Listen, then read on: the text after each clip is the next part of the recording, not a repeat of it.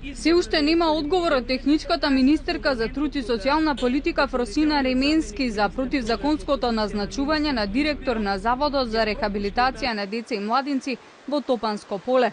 Според објавените информации, Ременска спротивно на законот заведе директор на заводот го поставила Љупчо Кец Мицковски, кој не ги исполнува законските услови за оваа позиција.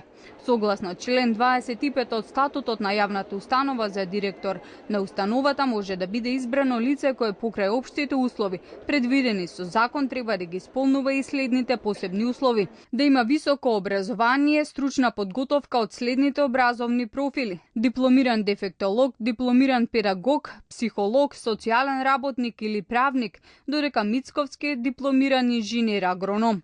Назначувањето на Мицковски доаѓа и по незаконското разрешување на директори на центрите за социјална работа и повети установи, поради што техничката министерка се соочува со 15 тужби за незаконско работење до надлежниот суд. И покрај ова, Ременски вели дека незината цел во министерството не се кадровски промени, туку реорганизирање.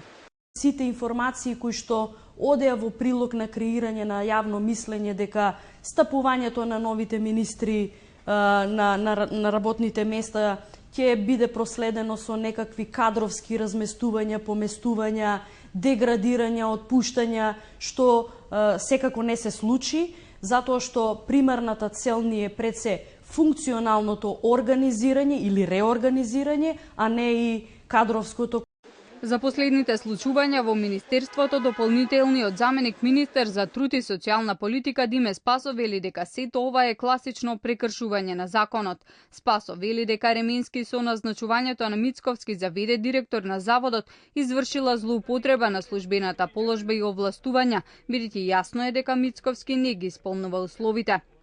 Мицковски истакна член на СДСМ, поранешен градоначалник на општина Сопиште во период од 2005 до 2009 година, а во 2013 година беше кандидат на СДСМ за градоначалничката функција во истата општина. Порталот Курир подсетува и дека Мицковски остана запаметен и по скандалите. Во 2008 година, подсетува порталот, Мицковски како градоначалник подейства на алкохол со службеното возило на општината, со намера се упатил и директно удрил во група активисти на ВМРО ДПМН, кои во тој момент поставувале рекламен материјал, тврдеа тогаш од владеачката партија. При овој инцидент, како што беше речено, тешко повредил едно лице. Дека не може да се зборува за самостојна локална власт ако не е обезбедено